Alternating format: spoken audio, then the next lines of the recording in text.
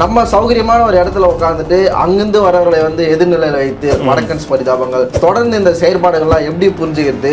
இங்க வந்து வேலை செய்கிற உழைக்கும் மக்கள் தான் வந்து பெரும்பாலும் இருக்கிறாங்க. அவர்களை வந்து எதிர்நிலையில் வைத்து பார்ப்பது வந்து சரியா அப்படின்ற கொஸ்டின் வந்து எழும்புது. இதை நம்ம டிஸ்கஸ் பண்ணுவோம். இப்போ அவங்களை ஸ்டீரியோ டைப் பண்றதுனால இல்ல அவங்களை வந்து குற்ற உணர்ச்சிக்கு ஆளாக்குறதுனால, ஏற்கனவே ஏழ்மையில் இருக்கிறவங்களை, ஏற்கனவே முடியாதவங்களை நீங்க குற்ற உணர்ச்சிக்கு ஆளாக்குறதுனால இதெல்லாம் நின்று போயிடும். இனிமேல் ட்ரெயினில் வரவங்களாம் சேஃபாக வருவாங்களா? நீ ஆட்சியாளர்களை நோக்கி கேள்வி கேட்டால் அவனுக்கு சூடு சொரணை வந்து 2 ட்ரெயின் எக்ஸ்ட்ரா விட்டா இதெல்லாம் குறையும். ஆனால் அதை பண்ண நீ என்ன பண்ணுறான்? ஏற்கனவே அடிப்பட்டவன்ட்ட, ஏற்கனவே அவன் வந்து வன்முறைக்கு தள்ளப்பட்டவன்ட்ட நீ அவனை திருப்பி கிரிமினலைஸ் பண்ணுற. வட இந்திய மக்கள் பண்ணுறாங்க அப்படின்னு பார்க்காம வட இந்திய ஆட்சியாளர்கள் பண்ணுறாங்க, டெல்லியில் உட்காந்துட்டு ஆட்சியாளர்கள் பண்ணுறாங்கன்னு அவங்க மேலே திசையை திருப்பினீங்கன்னா கல்வியிலேருந்து, ரயில்வேஸ்லேருந்து, மருத்துவத்திலேருந்து எல்லாத்துக்கும் உங்களுக்கு தீர்வு கிடைக்கிறதுக்கான வாய்ப்பு இருக்குது அப்படிங்கிறத சொல்கிற முடியும். நீங்கள் இன்னும் அவங்கள வந்து தூக்கி விடணும்லாம் சொல்ல, யாராவது போய் ஆளுக்கு 500 ரூபா கொடுத்து நீங்களே டிக்கெட் புக் பண்ணி உட்கார வைப்பா சொல்கிறோம். இருக்கிற பிரச்சனையோட அடிப்படை என்ன அப்படிங்கிறத புரிஞ்சுட்டு பேசுங்க.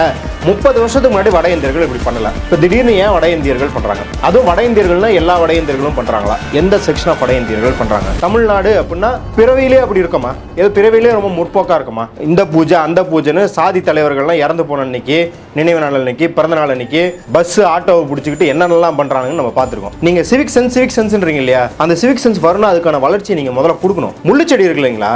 முள்ளுச்செடியை உடச்சி சப்பாத்தி பண்ணி சாப்பிடுவாங்க. சாப்பாட்டுக்கு அப்படி வழி இருக்காது. அப்போ அவங்க ஓரிரு மாதங்கள் கழித்து என்ன பண்ணுவாங்கன்னா, அங்க இருக்கிற முதியவர்களை நான் அங்க போயிட்டு காசு அனுப்புறேன், முடிஞ்சா அதுல சாப்பிட இல்ல செத்து போயிருன்னு அப்படியே விட்டுட்டு போயிருவாங்க. அதை பற்றி எங்களுக்கு என்ன கவலை அப்படின்றாங்க. வருமை சார் கழிவு இருக்க பேரு, நான் வறுமையில இருக்கேன், அதனால நான் உன் அச்சால நீ பொறுத்துக்கோ. ஜெனரல் ஸ்லீப்பர் கம்பார்ட்மெண்ட்ல மட்டும்தான் வட இந்தியர்கள் உட்காந்து வருவாங்கன்னு ஒரு குற்றச்சாட்டு. ஆனா ஏசி கம்பார்ட்மெண்ட்டை உடைக்கிறாங்க.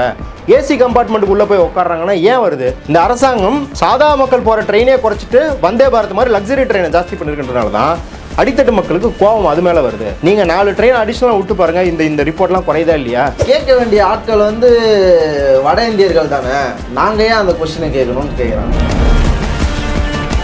நலம் தரும் நல்லார் ஹாஸ்பிட்டல், கியூர் வித் சித்தா. கிளைகள் கிருஷ்ணகிரி, சென்னை மற்றும் மதுரை. அறம் நாடு பார்வையாளர்களுக்கு வணக்கம். இன்று நம்முடைய இணைந்திருக்கும் சிறப்பு விருந்தினர் அரசியல் செயற்பாட்டாளர் மத்தூர் சத்யா அவர்கள். வணக்கம் தோழர். வணக்கம். மகா கும்பமேளா அப்படின்னு ஆரம்பிச்சதுலேருந்து பல வீடியோக்கள் நீங்களுமே பேசியிருக்கீங்க. அங்கே நடக்கிற முறைகேடுகள், என்னென்ன பிரச்சனை இருக்குது அப்படின்ற விஷயத்த அது ஒரு பக்கம் நம்ம வச்சுருவோம். இப்போ அங்கே போவதற்காக ஏற்பட்ட கூட்ட நெரிசலில் பல பேர் உயிரிழந்தாங்க. அது டெல்லியில் வந்து அந்த ரயில்வே ஸ்டேஷனில் நடந்த வீடியோக்களும் நம்ம பார்த்துருக்கோம். அதுக்கு பிறகு தமிழ்நாட்டில் பிரபல யூடியூபர்கள் வந்து கோபி சுதாகர் பரிதாபங்கள் சேனல்லேருந்து வடக்கு ரயில் பாவங்கள் அப்படின்னு ஒரு வீடியோ போடுறாங்க. அதுக்கு வந்து சமூக வலைதளங்களில் சமூகத்திலேருந்து பல்வேறு எதிர்ப்புகள் வந்து வந்துட்டுருக்கு. உண்மையாகவே பரிதாபங்களுடைய கோபம் வந்து அங்கே இருக்கிற ஆட்சியாளர்கள், அதிகாரிகள் மேலே தான் வரணும் அப்படின்ற ஒரு பக்கமும், இங்கே வந்து வேலை செய்கிற உழைக்கும் மக்கள் தான் வந்து பெரும்பாலும் இருக்கிறாங்க. அவர்களை வந்து எதிர்நிலையில் வைத்து பார்ப்பது வந்து சரியா அப்படின்ற கொஸ்டின் வந்து எழும்புது. இதை நம்ம டிஸ்கஸ் பண்ணுவோம்.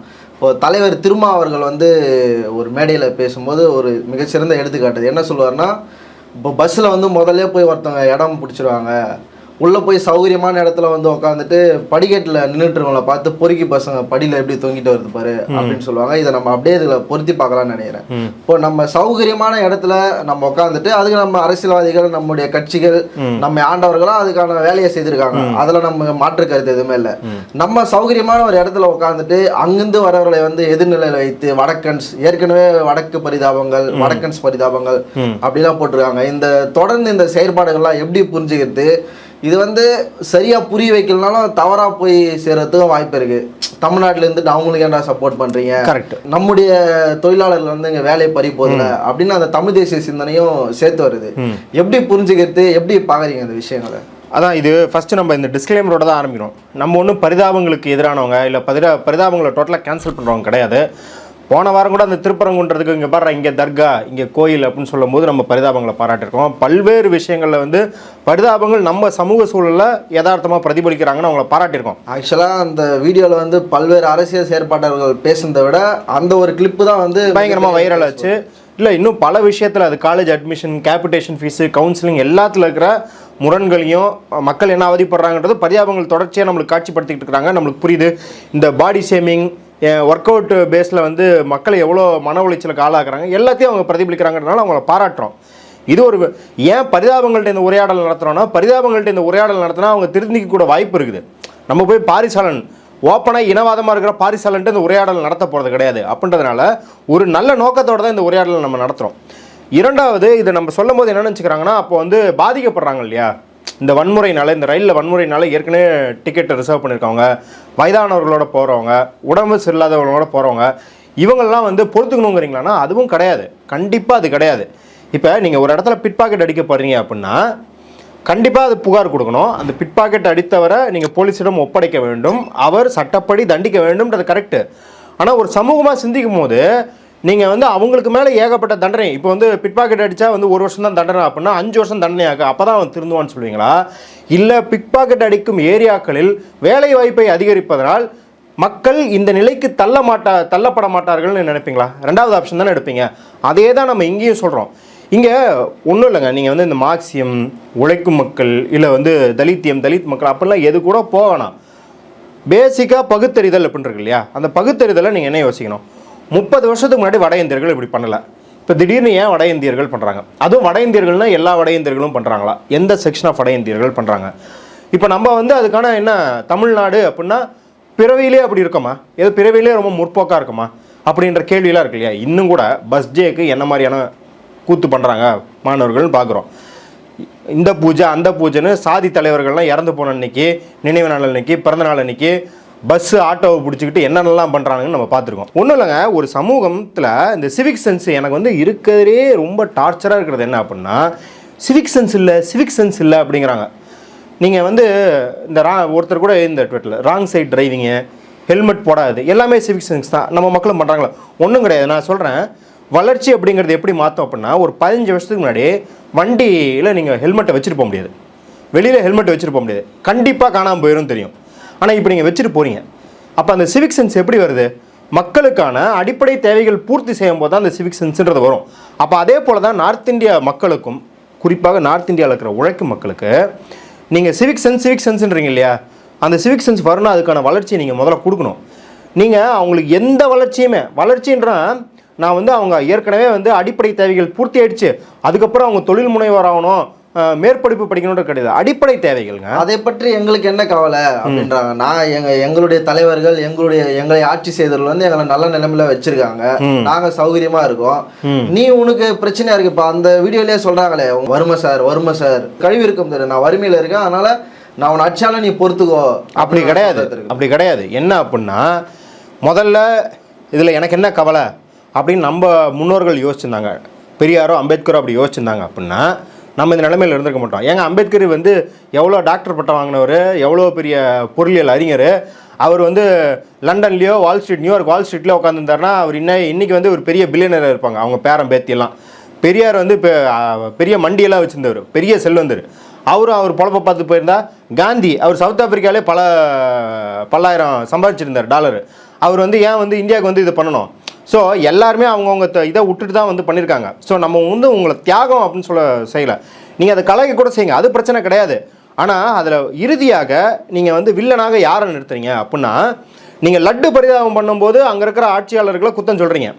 ஆனால் இதில் வந்து இறுதியாக நீங்கள் என்ன பண்ணுறீங்கன்னா அவங்களே தான் திருப்பி வந்து அதோடய முடியுது, அந்த லாஜிக்கல் கன்க்ளூஷனே இல்லாமல் அவங்களோடய முடியுது அப்படிங்கிறத இங்கே பிரச்சனையாக இருக்குது.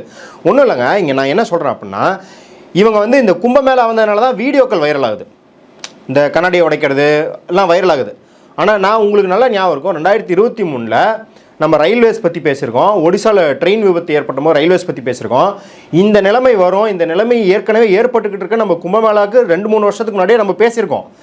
ஏன்னா இது கும்பமேளா பற்றிய பிரச்சனை மட்டும் இல்லை, கும்பமேளா அப்போ கூட்டம் ஜாஸ்தி ஆயிடுச்சுன்னு இது வெடிக்குது பிரச்சனை. ஆனால் பிரச்சனை ஏற்கனவே இருக்குது, ஒன்றும் கிடையாது. அங்கேருந்து ஒரு நாளைக்கு 10 லட்சம் பேர் மைக்ரேட் ஆகிறாங்கன்னு வச்சுக்கலாம். அந்த மாநிலங்கள்லேருந்து ஒரு மாதத்துக்கு ஒரு வருஷத்துக்கு ஏதோ ஒரு கணக்கு வச்சுக்கோங்க. அந்த 10 லட்சம் பேர் போகிறதுக்கு ட்ரெயின் வேணுமா வேணாமா? ஆனால் 1 லட்சம் பேருக்கு தான் ட்ரெயின் விடுவோம்னா மிச்சம் 9 லட்சம் பேர் என்ன பண்ணுவான்?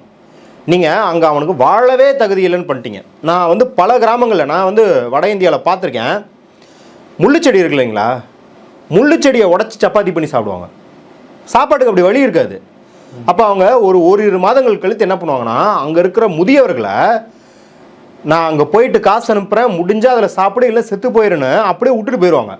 விட்டுட்டு என்ன பண்ணுவாங்கன்னா, ஒரு 300-400 கிலோமீட்டரு ட்ரக்கில் ஏறி, ஆட்டோவில் ஏறி, ஜேசிபியில் ஏறி டெல்லியோ இல்லை வந்து முதன்மையாக இருக்கிற எங்கே ஸ்டேஷன் இருக்கோ அங்கே வந்து ஏறி அங்கே அண்டர்சர்வ்ட் கம்பார்ட்மெண்ட்டில் ஏறி தமிழ்நாட்டுக்கோ கேரளாக்கோ கர்நாடகாக்கோ ஆந்திராக்கோ தெலுங்கானாக்கோ வந்து கன்ஸ்ட்ரக்ஷன் வேலை பார்ப்பாங்க, இல்லை வந்து ஏதாவது ஃபுட் லூஸ் லேபர்ன்ற மாதிரி கூலிக்கு தொழிலாக பார்ப்பாங்க.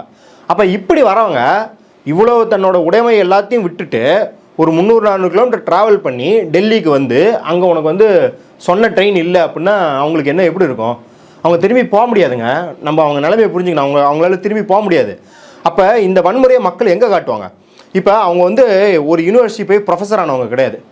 அப்படியே பயங்கரமாக எழுதி இந்த இழிவுக்கு இந்த அநீதிக்கு காரணம் இந்த வரலாற்று போக்கு, அரசின் இந்த தன்மை, இந்த கூறு அப்படின்லாம் அவங்களால எழுத முடியாது.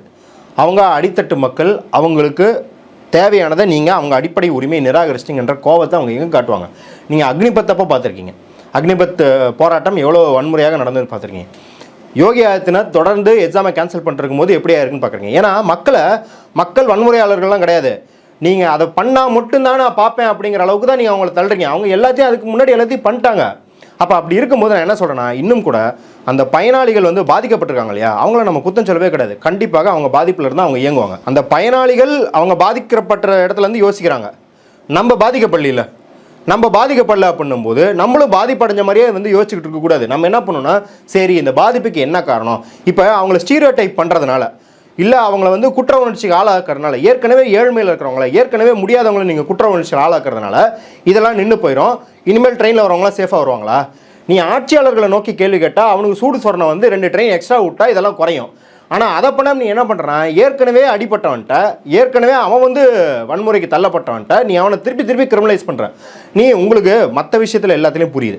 தமிழ்நாட்டில் வளர்ச்சின்னு பேசும்போது தமிழ் மக்களை எப்படி பண்படுத்துறதுக்கு என்ன மாதிரியான அரசியல் முன்னெடுப்புகளை எடுத்தாங்கன்னு புரியுது இல்லை? அப்போ அதே தானே அவங்களுக்கும்.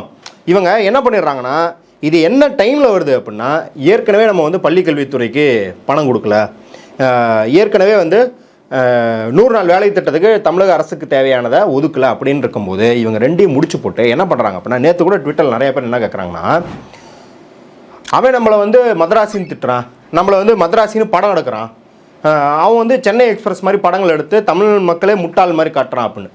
ஏங்க அதுதான் சொல்கிறேன், இதுதான் பகுத்தறியும் தன்மை. அதை செய்வது யார்? இந்த ட்ரெயினில் வருவது யார்? சங்கரும் மணிரத்னமும் எடுக்கிறதுக்கு நம்ம வந்து அந்த பாவத்துக்கு நம்ம வந்து பதில் சொல்ல முடியுமா? அப்போ அதே போல் அங்கே பணக்கார பார்ப்பனிய நலன் சார்ந்த பயங்கர இந்துத்துவ வயப்பட்ட ஒப்பீனியன் மேக்கர்ஸ், அது ஃபில்ம் மேக்கர்ஸாக இருக்கலாம், புத்தகம் எழுதுகிறவங்களாக இருக்கலாம், அரசியல்வாதிகளாக இருக்கலாம், இவங்க பண்ணுற தப்புக்கு நீ வந்து நம்ம ஊரில் வந்து உழைக்கிற மக்களையா வந்து பழிக்க முடியும்? இன்றைக்கி நார்த் இந்தியன் மக்கள் இல்லை அப்படின்னா சென்னையில் இத்தனை பாலங்கள், இத்தனை ஃப்ளைஓவரு, இவ்வளோ கட்டடங்கள் கட்டியிருக்க முடியாது. அவங்க நம்மளோட எங்கள் வேலையை வந்து பறி போயிடுச்சு அப்படின்றாங்க. இது பெரிய தப்பு. முதல்ல உங்கள் வேலையில் எதுவும் பறி போகலை. ஏன் அப்படின்னா மீடியன் ஏஜ்னு சொல்லுவோம், சராசரி வயது தென்னிந்திய மாநிலங்களுக்கு 35-36 இருக்குது. அதே வட இந்திய மாநிலங்கள் உத்தரப்பிரதேஷ், மத்திய பிரதேஷ், பீகார்லாம் 19-23 தான் இருக்குது. அப்போ எந்தெந்த வேலைகளுக்கெல்லாம் உடல் உழைப்பு தேவையோ அதற்கான மக்கள் தொகை அவன்கிட்ட தான் இருக்குது. நீங்கள் வந்து நல்லது விஷயமாக பாப்புலேஷன் கண்ட்ரோல், மக்கள் தொகையை வந்து சரி செய்வதற்காக 1970களிலேருந்து எடுத்த நடவடிக்கையினால் நம்ம அதிக நாட்கள் வாழ்கிறோம். நம்ம ஜென்ரல் பாப்புலேஷனே ஒரு நடுத்தர வயதுக்குன்னு மாறி போச்சு. ஆனால் அவன் வந்து பாப்புலேஷன் கண்ட்ரோல் பண்ணாதனால அதிக மக்கள் இருக்கிறாங்க. அதுவும் இளமை பருவத்தில் இருக்கிற மக்களாக நிறைய பேர் இருக்கிறாங்கன்றனால தான் உடல் உழைப்புக்கு தேவையான ஆட்களை அங்கேருந்து எடுக்கிறோம். இன்னொன்று, அவங்க வந்ததுனால உங்களுக்கு போல எல்லா இடத்துலையும் புலம்பெயர்றவங்க எப்படின்னா, நீங்கள் தமிழர்கள் துபாயில் வேலை பார்க்குறாங்களா, அவங்களே பாருங்கள், அங்கே இருக்கிற நேட்டிவ்ஸோட பயங்கரமாக சுரண்டப்படுவாங்க. இல்லை நீங்கள் தமிழர்கள் போய் மும்பை, டெல்லி எங்கே வேணாலும் வேலை பார்க்கட்டும், நம்ம வந்து அங்கே இருக்கிற மக்களோட அதிகமாக சுரண்டப்படுவோம். ஏன்னா ஒருத்தர் புலம்பெயர்றாங்க அப்படின்னா அவங்களுக்கு அங்கே சொந்தக்காரங்க இருக்க மாட்டாங்க, நண்பர்கள் இருக்க மாட்டாங்க, அங்கே அவங்களுக்கு பாதுகாப்பு அரணா எதுவும் இருக்காதுன்னு அங்கே இருக்கிற முதலாளி ஈஸியாக சுரண்டதுக்கு வாய்ப்பாக இருக்கும். அதே போல் தான் நீங்கள் ப்ளேம் பண்ண வேண்டியது யாருன்னா தமிழ் முதலாளிகள் தான். தமிழ் முதலாளிகள் என்ன பண்ணுறாங்க, நம்ம ஊருக்காரனை வேலைக்கு எடுத்து அவன் மாமன் மச்சானை கூப்பிட்டு வருவான்டா, சண்டே வேலை பாருன்னு வற்புறுத்த முடியாதுடா, 8 மணி நேரத்துக்கு மேலே வேலை பார்த்தா ஸ்பானர் அடிச்சுட்டு போயிடுவான்டா, அவனை எங்கன்னு போய் பிடிக்கிறதுனான்னுவாங்க. ஆனால் இவங்களை கூப்பிட்டு வந்தால் அங்கேயே தங்க வச்சு, அதான் வந்து அந்த கோபி சுதாகர் இதிலே அந்த முன்னாடி ட்ரெயினில் பார்த்துருப்போம், 150 ரூபா கொடுத்தா நாள் ஃபுல்லாக வேலை பார்ப்பேன் சார், 16 மணி நேரம் வேலை பார்ப்பேன் சார்னுவாங்க. அந்த மாதிரி உங்களை சுரண்ட முடியும். அதனால தான் அவங்க அங்கேருந்து கூட்டிகிட்டு வராங்க. இன்னும் சொல்லப்போனால் இப்போல்லாம் கிடையாதுங்க, இப்போ மட்டும் கிடையாது. நான் ஒரு 25 வருஷத்துக்கு முன்னாடியே பார்த்துருக்கேன். என்ன பண்ணுவாங்கன்னா, இந்த குல்ஃபி ஐஸ்லாம் விற்றுட்டு போகிறாங்க இல்லையா நார்த் இந்தியன்ஸு, அது ஓனர் பார்த்தீங்கன்னா நார்த் இந்தியன் சவுத் இந்தியன் ரெண்டும் சேர்ந்த பணக்காரங்க, அந்த வட்டி கொடுறவங்களாம் இருப்பாங்க.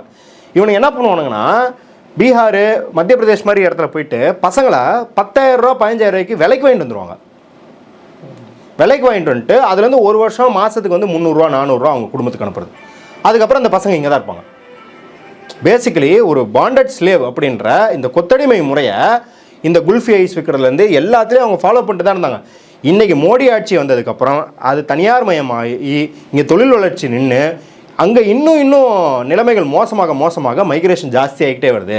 இதுக்கு காரணம் வந்து மோடி ஆட்சி மட்டும் கிடையாது. அது கண்டிப்பாக வந்து அதற்கு முன்னாடி ஆட்சி செய்தவங்களும் அந்த மக்களை அவ்வளோ ஏழ்மையில் வச்சுருக்காங்க. ஆனால் மோடி ஆட்சி வந்ததுக்கப்புறம் பார்த்திங்கன்னா இந்த 10 வருஷத்தில் அது பன்மடங்கு உயர்ந்துருச்சு. குறிப்பாக இந்த ரயில்வேஸ் விஷயத்துக்கு காரணம் என்ன அப்படின்னா, நீங்கள் வந்தே பாரத், புல்லட் ட்ரெயின், நம்ம ஏற்கனவே பேசியிருக்கோம்.